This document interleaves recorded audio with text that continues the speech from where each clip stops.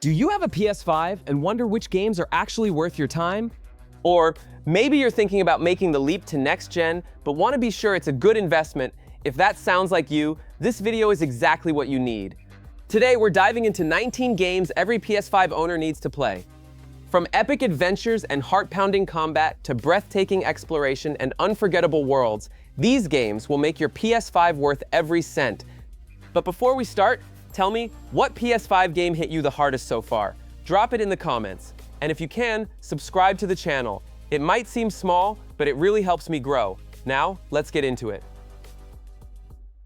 In Clair Obscur Expedition 33, people die when they reach a specific age, and that age drops with every cycle. When death reaches 33, the world begins to collapse. You're part of the final expedition, the one that must find an answer before no one lives past 30. Time is the enemy, and the unknown is everywhere. With every step, reality seems to crack just a little more. There's no manual, only instinct and fear. The world looks hand-painted by someone unwell. Streets crumble, sculptures cry, and almost human creatures block your path. Combat is turn-based, but requires quick thinking and reflexes. No waiting around. You dodge, parry, and feel every hit as if you were there. It's not just strategy, it's constant tension. Like every enemy is a memory you've been avoiding. Clues don't come from NPCs or tutorials. They appear in walls, shadows, fractured paintings. A tiny detail in the corner might reveal more than an entire cutscene. But even then, answers always slip through the cracks. Clair Obscur won't hand you anything. It wants you to feel the world, not memorize systems. That space between the absurd and the poetic is where the journey grows. You don't explore, you interpret. And the cruelest part? Nobody seems to resist this early death. People accept it, live fast, die young, like that's just how it is. But something feels off, deeply off. And even without proof, you walk the road. Because maybe, just maybe, this is the last chance someone has to live past 30. And you'll do anything to stop that number from falling.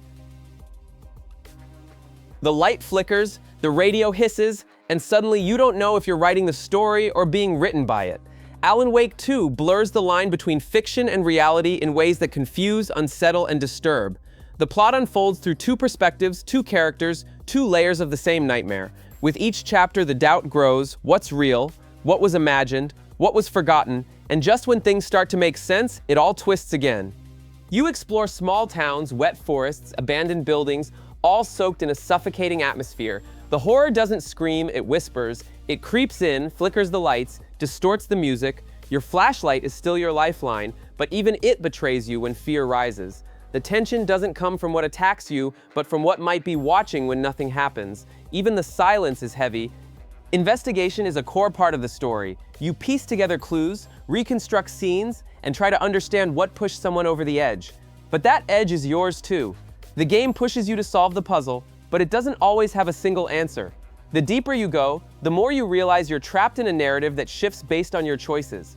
Like the game itself is studying you. And the scariest part? When it all starts to make sense. When an old note explains a current event. When a line of dialogue you ignored hits like a hammer hours later. Nothing is random, every step feels loaded. Because in this game, even the smallest detail could be your escape or your prison. In Indiana Jones and the Great Circle, an ancient conspiracy hides behind mysterious symbols, buried artifacts and ruins that raise more questions than answers. It starts as a routine investigation, but quickly escalates. What looked like a simple clue connects to something massive, a circle that spans continents and centuries. From the start, you know someone's watching, and time isn't on your side. This isn't just a treasure hunt, it's a warning. The settings shift constantly, keeping everything unpredictable. One moment you're crawling through tunnels in Europe, the next you're battling armed enemies inside a forgotten temple. The game blends first and third-person scenes, adjusting the camera and pacing to match the moment. It keeps things fresh, never repetitive. Classic puzzles are back, but now they're woven into reactive environments. Nothing feels static, everything is part of a bigger mystery. Every dusty book, cracked statue, and scribble on a map can change your path. The game rewards a sharp eye. It wants you to connect the dots to feel like you're discovering something lost to time. Answers aren't handed over, you have to earn them. And along the way, you face dangerous factions, secret agents, and a past that refuses to stay buried. But the most unforgettable part isn't the shootouts or chase scenes, it's the feeling of being caught in a plot that defies logic and history. The sense that something has always been hidden, and you might be the key to revealing it. or the next to disappear trying. And when the pieces fall into place, the Great Circle doesn't feel like a theory anymore. It feels like a warning you ignored for far too long. Ghost of Tsushima opens with fire, blood, and defeat. An invaded island, a culture under threat, a war that already feels lost. You wake in the middle of it, trying to rebuild what may never be the same. But this isn't just about revenge. It's about the inner battle between honor and survival, tradition and necessity. The fight isn't only on the battlefield, it's inside you, and every choice carries unseen weight. The world looks hand-painted with living color. Golden fields, crimson forests. The art direction is pure poetry, and simply walking through this island is breathtaking. But that beauty contrasts with savage combat. The swordplay is fast, sharp, unforgiving. One mistake and you're down. The tension is in every duel, every ambush, every arrow that cuts the wind. The game doesn't forgive carelessness. You can walk the shadows or face enemies head-on like a samurai. But nothing is black and white. A silent kill might save a village. A noble stand might get you killed. And the way the game rewards observation, listening, and patience makes everything feel personal. Strength isn't enough. You need to be smarter, quieter, more in tune with your surroundings, because this world never stops testing you. And between battles and moments of calm, the story blossoms. When you play a flute beneath a broken tree, when you find a forgotten letter at a ruined shrine, it's in this mix of beauty and despair that the game shines. You're not just fighting for land, you're fighting for a way of life, for something that's fading right before your eyes, and not everyone deserves to see it return. Red Dead Redemption 2 doesn't start with explosions. It starts with cold, with hunger, with a group barely surviving in the mountains. Slowly, you realize this isn't a story about the Wild West. It's a story about change, about the end of an era, and people trying to adapt as everything they knew begins to collapse. The journey is long, filled with nuance, and every little gesture matters. A nod, a pause, a lingering stare. The world is massive, yet never empty. Every trail has something waiting. An injured traveler, a rare animal, a sunset that makes you stop and just watch. And that matters. The game wants you to feel time passing, to live there, unhurried. The details are insane. Dirt on your boots, your beard growing, soaked clothes weighing you down. Nothing feels random. Everything pulls you deeper in. The story is heavy, but told with patience, and that slow pace is what breaks you. You watch friendships crumble, promises fade, dreams shatter. There are no absolute heroes or villains, just people trying to survive, and sometimes failing miserably. Every mission leaves a mark. And even when you try to do the right thing, the game reminds you that it might not be enough. But what stays with you are the silences. The nights around the fire, the unsent letters, the lost horses. Red Dead Redemption 2 is about leaving behind footprints the wind will soon erase, and understanding that maybe living fully is all you can do, even if no one remembers your name, even if no one knows you tried, because out there, between the dust and blood, someone had to try. Kingdom Come Deliverance 2 drops you into a world where nothing is easy. A kingdom at war, broken families, whispered lies from priests and kings. There's no magic here, no prophecy, just steel, mud, and choices that shift destinies. You start with almost nothing. A forgettable face, ragged clothes, and a hollow chest. But every decision pulls you deeper into this medieval chaos. And soon, you're not just chasing revenge, you're trying to keep your soul intact. The historical accuracy is brutal. You don't master combat in 5 minutes, swords are heavy, armor slows you down, and training takes time. Eating, sleeping, washing the blood off, it all matters. Every village has its own rules, every castle hides secrets, and you quickly learn the hardest battles aren't against enemies, they're against a system that sees you as nobody, until you prove otherwise. Dialogues are tense, lengthy, full of nuance. You can earn allies or make enemies with one careless line. Nothing is clear-cut. Truth changes depending on who's talking, and the world reacts to your actions. A theft early on might haunt you hours later. A broken promise might cost an entire army. You can't control the war, but you might spark a revolution or kill the last chance for peace. And amid the chaos, there's beauty. Fields glowing at dawn, a priest chanting prayers in Latin, a fair duel under the eyes of nobles and God. Kingdom Come Deliverance 2 isn't just realistic, it drags you into a world that once was, and might have been even crueler than we remember. Here, surviving with honor is a choice, but living with guilt is too. Assassin's Creed Shadows leaves behind Europe's royal halls to dive into a feudal Japan that bleeds in silence. A land divided by caste, wrapped in damp forests, stone fortresses, and honor codes that clash with the dirty reality of war. You live two stories, two paths, one rooted in stealth, the other in strength, and neither is enough on its own. Here, tradition and rebellion walk side by side, and picking one always has a price. The cities breathe with their own rhythm. Bustling markets, corrupt guards, villagers whispering secrets meant to stay within walls. Every place has its own identity, and how you move through these spaces changes everything. Shadows offer cover, but no guarantee. The game gives you tools, but not victory. Combat is raw now, stripped down. Blades clash with violence. Death comes fast and without warning. But the real battle is transformation. You carry the weight of a crumbling empire, and you realize that changing things might cost more than accepting them. The narrative throws you into moral dilemmas with no clean answers. Every target you eliminate leaves a bigger void. The line between hero and traitor has never been blurrier. The Brotherhood's golden past doesn't exist here, only hard choices and scarred roads. At its core, the game doesn't just want to show you an origin story, it wants you to feel part of a land ready to explode. And when the bamboo sways in the wind and rain soaks your cloak, you know you're not there for a mission. You're there for something bigger, something no one ever taught you to seek. Assassin's Creed Shadows is about getting lost in tradition and coming out someone who will never be the same. Elden Ring doesn't give you answers, it throws you into a broken world, cloaked in fog and silence, where legends are either dead or corrupted. You wake up with no name, no direction, and a mission you barely understand. But something keeps pulling you forward. A distant light, a shadow in a castle, a silent night watching from afar. Each step reveals more horrors and more questions. The game doesn't hold your hand, it drops you at the edge of the abyss. The map is vast and unforgiving. You might leave a golden forest only to stumble into a swamp full of rot. Find a castle and get crushed before you reach the gates. Meet someone helpful only to learn they can't be trusted. Nothing's linear, and that's freeing. You choose where to go, what to fight, what to ignore. But every choice matters, because the world won't wait for you to be ready. It strikes first. Combat is precise, punishing, but fair. You learn through pain. Each boss feels impossible at first, but when you finally bring one down, you know it wasn't luck. You won because you understood, because you grew.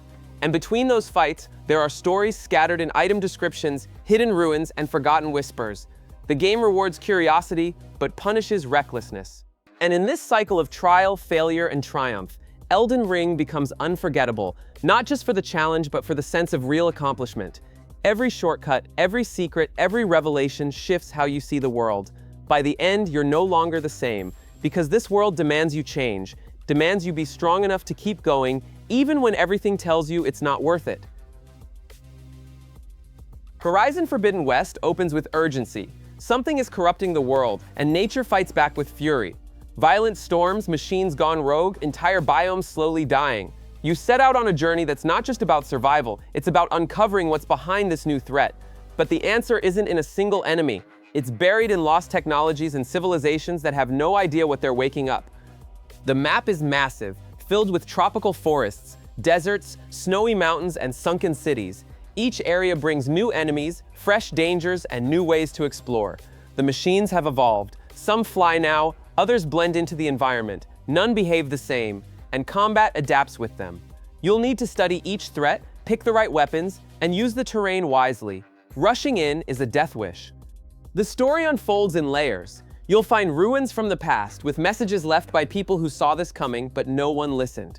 It blends sci-fi and social critique, and the deeper you dig, the more your perspective shifts. The cultures you meet are rich, complicated, and don't always welcome you. Not everyone wants to be saved. Amid the chaos, the game gives you moments to breathe. A sunrise through ruins, a dive into crystal clear waters, a conversation that says more than it seems. Horizon Forbidden West knows the world isn't just about fighting, it's about what you try to hold on to, even as everything crumbles. And that mix of beauty and chaos makes the journey unforgettable. Days Gone begins with grief, a shattered world, a broken life, and a man drifting forward with no direction. The outbreak is over, but what's left is worse. Violent groups, treacherous roads, and swarms of creatures that move like storms. You're not trying to be a hero, you're just trying to last one more day. But eventually you realize that running won't heal you, so you get back on the road. Your bike is your only real companion. You feel the wind, the pavement, the weight of an empty tank. You have to maintain it, refuel it, repair it. Walking isn't an option, and the world won't cut you slack. Every turn could bring an ambush, a hidden horde, or someone crying for help. There's no safety, only motion. And the more you ride, the more it hits you. The real danger isn't just the infected, it's the living. The story unfolds like old wounds. You meet familiar faces, uncover truths you wish you'd never learned, and slowly discover that maybe there's still room for forgiveness, or maybe revenge. Your choices don't change the ending, but they change you, and the game knows it. It doesn't judge, it just watches, letting you feel everything: the anger, the grief, the emptiness, the longing. With the remaster, the game finally feels complete. It runs smoother, looks sharper, and the technical upgrades make the good parts shine even more. But what truly matters hasn't changed. Days Gone is still about a man, a bike, and the desperate search for a reason to keep going. And sometimes, out there on the road, you find something worth protecting. Baldur's Gate 3 doesn't waste time. From the start, you're thrown into a world on the brink, with something growing inside you that could be your salvation or your doom. But this journey isn't yours alone. You meet unforgettable characters, each carrying their own scars, stories, and hard choices. Everything you do changes the path ahead. Sometimes a single line of dialogue shifts the fate of a kingdom. Other times, silence says everything. The turn-based combat isn't slow, it's dynamic. You mix spells, positioning, and wild strategies with total freedom. Anything is possible if you're ready to deal with the fallout. The world reacts to you. A barrel can explode, a bridge can collapse, a wall might hide a secret path. The brilliance lies in how the game lets you do anything and then asks if you're ready for what comes next. The story runs deep. Every region has factions, myths, and secrets, and you never really know who's on your side. You'll face moral decisions with no clear right or wrong. The game rewards curiosity, but it tests your limits too. You can lie, fight, charm, or betray your way through. Nothing is locked. Everything is possible if you've got the nerve. In the end, what stays with you are the bonds you form, not just with allies, but with the world itself. A place that reacts, remembers, and evolves based on your actions. Baldur's Gate 3 is one of those rare games that stays in your head long after the credits, because it's not just a story told to you, it's a story you shaped. And once it ends, all you'll want is to start over, just to see how it could have gone differently. God of War Ragnarök opens heavy. No more silence, no more peace. The eternal winter has begun, and with it, the certainty that something will break. You feel the weight not just of past battles, but of choices made, words unsaid, paths that can't be undone. Norse mythology is stirring. Gods want revenge. Giants prepare farewells. And you, caught in the middle, must decide what kind of legacy you'll leave behind. The action is just as fierce, but now more refined. Fights are raw, technical. You feel every blow, every block, the tension between fury and control. And between the chaos, the game forces introspection. Small moments matter. A word of advice, a mistake, a chance to say sorry. It's not just about brute strength anymore, it's about carrying a past that still screams, even in silence. The realms are bigger, richer, alive, and filled with danger. Each place holds secrets, tales, reflections of your journey. The game doesn't rush you, it invites you to pause, to observe, to listen. The narrative grows in the quiet moments, in the glances, in the stillness. And when the final storm hits, everything you lived starts to connect. Every scar was a lesson, every step, preparation. And as the end draws near, there are no easy answers, just hard choices. God of War Ragnarök doesn't want you to be the perfect hero. It wants you to be someone who's trying, even knowing they might fail. And that's what makes it powerful. You're not fighting monsters, you're fighting fate. Trying to make sure someone you love doesn't repeat your mistakes, even if it costs you everything. Uncharted 4 begins with broken promises. A buried past resurfaces, bringing memories, debts, and one final call to adventure. But this time, it's not about finding treasure. It's about understanding why you still search for it. The journey takes you through forgotten islands, abandoned mansions, and prisons hiding more than criminals. And it makes you ask, is it really worth risking everything for something that might not even exist? The action remains cinematic. Chase scenes, intense gunfights, impossible climbs, but now it all feels more intimate, more human. You feel the weight on their shoulders, the doubt in their eyes, the tension in the quiet moments between each encounter. The gameplay flows better than ever, with dynamic shootouts, clever puzzles, and environments that beg to be explored. Every detail tells part of the story. What hits the hardest are the quiet moments. A talk in the car, a memory in the attic, a silent dinner. The game doesn't need constant explosions. It shines in the pauses. In those moments where you realize that Beneath the adventurer, there's someone just trying to be a regular person, someone who doesn't want to disappoint the ones waiting at home, but who also doesn't know how to live without the thrill of danger. In the end, Uncharted 4 isn't about the treasure, it's about what's lost and found along the way, about bonds that hold together even as everything threatens to fall apart. It's the farewell to a journey that defined a generation, crafted with heart, respect, and care. And when you finally put down the controller, you realize you've lived something far beyond an adventure. You've lived the last great legend of someone who finally learned what truly matters. Spider-Man 2 doesn't waste time. New York is alive, buzzing. With threats coming from every direction, you're not some rookie hero anymore. You carry weight and scars. But now you're not alone. The city needs both of you. And just when things seem under control, a new danger appears. More violent, more personal. And you start to wonder if being a hero is enough to save the ones you love. Movement is unreal. Fast, smooth, precise. You glide between skyscrapers with a grace that seems impossible. Combat has more depth now. New powers, new combos, new ways to approach every fight. But what stands out is how everything connects. The city isn't just a backdrop. It reacts, changes, lives with you. Side missions tell real stories, and every detail has meaning. The story hits harder. Family ties are tested, friendships shaken, and the real fight isn't always against villains. Sometimes it's against the choices that tear people apart. The game pulls you into serious dilemmas, showing that not every battle has a right answer. And sometimes, no matter how hard you try, someone gets hurt. Because being a hero means losing too, and still choosing to fight. Spider-Man 2 doesn't reinvent the formula. It sharpens it, refines it, moves you. It delivers jaw-dropping action, but also moments that make you stop and breathe. Sure, you're saving the city, but you're also trying to save the bonds that hold everything together, and in the end, when the dust settles and silence takes over, you realize it's not the suit that defines the hero. It's how much he still cares, even when everything feels lost. The Last of Us begins where the world ends. A violent loss, a pain that doesn't fade. Years later, the planet's in ruins, but people keep going, trying, failing, surviving. You move through shattered cities, forests reclaimed by nature, military zones that feel more like prisons than shelters. Every place is a reminder what's left of humanity also holds its worst sides, but sometimes a bit of kindness survives. The journey is brutal. The violence isn't stylized, it's desperate. Every encounter carries weight. A brick can save your life, a bullet can't be wasted. And yet you keep going, because there's someone with you, and that changes everything. The bond that forms in the middle of all this tragedy is what drives the story. They're not unstoppable, they just can't afford to stop. Stopping means losing it all.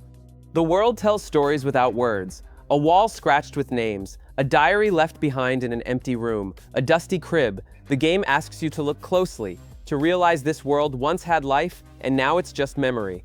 The soundtrack is subtle, cutting, matching perfectly with the silences that scream, and every step forward brings you closer to an ending that feels inevitable. But when everything feels lost, something unexpected appears. A small gesture, a quiet act of care, a look that breaks through the fear. The Last of Us isn't about saving the world, it's about what's left when there's nothing left to save. And in this wreckage, the bond between two people becomes the last spark of meaning. Death Stranding 2 returns to a world trying to rebuild, but still on the edge. Crossing harsh terrain is still your mission, but now the danger has changed. The rain still ages everything it touches, the ground still betrays you, and the silence still weighs heavy. But something new is coming, something that doesn't reveal itself right away, and you feel this delivery is bigger than anything you've ever carried. The atmosphere remains surreal, fog-covered mountains, deserts scattered with ruins, collapsed futuristic structures. Every place feels like a painting of loneliness. Even with new tech, allies, and vehicles, you're alone for much of the road. It's a slow, heavy journey where every step demands focus. The game wants you to feel the weight, not just of your gear, but of your mission. Combat is more intricate, enemies more aggressive, and events now twist time and space. But everything is wrapped in mystery. Cinematics raise questions instead of answering them. Dialogue is cryptic, dreams bleed into reality, and the past keeps repeating. You know you're part of something huge, but not why. And that keeps you going, because each delivery brings you closer to understanding. Now, connections go beyond logistics. They're emotional. You're not just linking cities, you're trying to heal old wounds. Some losses still hurt, some scars never closed, and Death Stranding 2 seems to know that. It lets you walk in silence, but when you need it most, it offers an outstretched hand, even if it's reaching from across an impossible divide. Resident Evil 4 Remake wastes no time building tension. From your first steps in the village, you feel something's off. The silence is wrong, the stairs last too long. Then chaos hits. You're cut off, outnumbered, surrounded by something that looks human, but isn't. Worse, they move in groups. They stalk. They wait. They strike without warning. You're always on edge. Everything's been rebuilt. Combat is smoother, gunplay sharper, movement tighter. You feel every shot, every impact, every second of danger. The environment works against you. Traps, ambushes, blocked paths. Breathing room is rare. But if you stay calm, the game rewards you. Watching, exploring, finding shortcuts, it all helps you survive. The side characters have more depth. The dialogue's been reworked with care, and the story is stronger without losing its roots. The atmosphere mixes rural decay with twisted rituals, creating a vibe that's both grotesque and spiritual. Each area stands out. You feel like you're moving through a nightmare that won't end, and the closer you get to the truth, the more distorted the world becomes. But you're not helpless. You can upgrade weapons, try new strategies, approach situations your way. Nothing's easy, but everything's possible with focus. Resident Evil 4 Remake isn't about cheap scares. It puts you in true horror scenarios. And when you finally crawl out, exhausted, bloody, and alive, you realize the fear was worth it, because you survived something that felt impossible. Silent Hill 2 Remake returns like a whisper from the past. A man heads back to the fog-covered town, searching for someone who shouldn't still be alive. But nothing is as it was. The streets are empty but filled with things that don't belong. You walk slowly, hesitating, hearing sounds you can't explain. And soon the horror stops being about monsters. It starts living inside you. The atmosphere is crafted with surgical precision. Lights flicker, shadows crawl. The soundtrack cuts through silence like a blade. The remake honors the soul of the original, but updates everything carefully. Modern camera, tighter combat, haunting visual detail. You never know if you're alone. And even when you are, it doesn't feel safe. The game refuses to hand you easy answers. The creatures don't have names, the symbols don't have meaning. Clues come slowly, wrapped in pain. You find journals, tapes, memories, pieces of a story that feels eerily personal. And that's what's disturbing. It's not just about what happened, it's about what you did, and what you're still trying to hide from yourself. Silent Hill 2 isn't about jump scares, it's about dread. It squeezes, suffocates, distorts. It makes you question everything you see, and when the truth finally surfaces, there's no relief, just acceptance. You don't beat Silent Hill, you get through it, scarred, silent, shaken, but with the strange feeling that somehow you needed to go through it. Astro Bot doesn't try to look epic, it just wants to make you smile. But once it starts, you realize there's something special here. A tiny, cheerful robot flying through wildly colorful worlds filled with Easter eggs, surprises, and clever challenges. Every level is a tribute to the PlayStation universe, but also a love letter to gaming itself. Doesn't matter your age or background, it's impossible not to enjoy this little legend. Gameplay is tight, fun, and ever-changing. You jump, spin, use weird power-ups, and face bosses pulled straight from a dream. But what really stands out is how the controller interacts with everything. You feel textures, hear sounds straight from the DualSense, and realize this game was made to be felt, not just played. The levels are short but packed with secrets. Each one has its own vibe, like toys come to life. There are underwater levels, flying levels, caves, forests, deserts, even space. Everything pops, everything reacts, everything invites you to play. And just when you think you've seen it all, the game drops a new mechanic, a new gag, a new surprise. It's like opening gifts non-stop. And even the toughest challenges feel fun, like the game saying, go on, try again. In a world of massive, hyper-realistic games, Astro Bot is a reminder that pure fun still matters, that simple can still be amazing, and sometimes all you need is a bouncy little robot making you laugh on your couch.